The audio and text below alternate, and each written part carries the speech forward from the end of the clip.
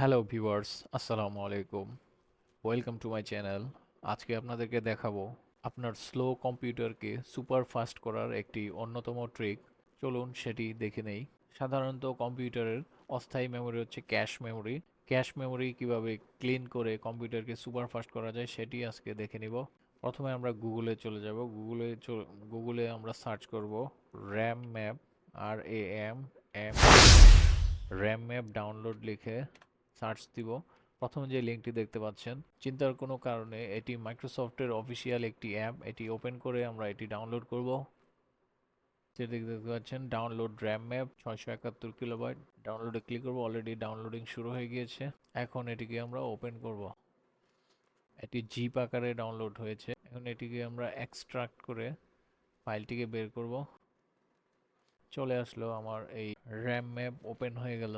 এখন আমরা প্রথমে যে অ্যাপটি রয়েছে এখানে আমরা মাউসের রাইট বাটন ক্লিক করে রান অ্যাজ অ্যাডমিনিস্ট্রেটরে ক্লিক করব। এখন ইয়েস ক্লিক করব, এগ্রিতে ক্লিক করব।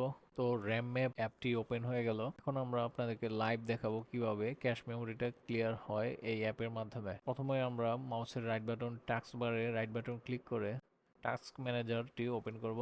এই হচ্ছে আমাদের টাস্ক ম্যানেজার। এখান থেকে আমরা পারফরমেন্স ট্যাব থেকে মেমোরিতে ক্লিক করব। মেমোরি থেকে এখানে আমরা দেখতে পাচ্ছেন ক্যাশড মেমোরি 7.4 GB অলরেডি দখল করে রেখেছে। এটিকে আমরা এখন ক্লিক করব। এখানে আপনারা লক্ষ্য রাখবেন কিভাবে এটি ক্লিন হচ্ছে। প্রথমে আমরা র্যাম ম্যাপের এমটি অপশনে ক্লিক করব। এখান থেকে এমটি স্ট্যান্ড বাই লিস্টে ক্লিক করব।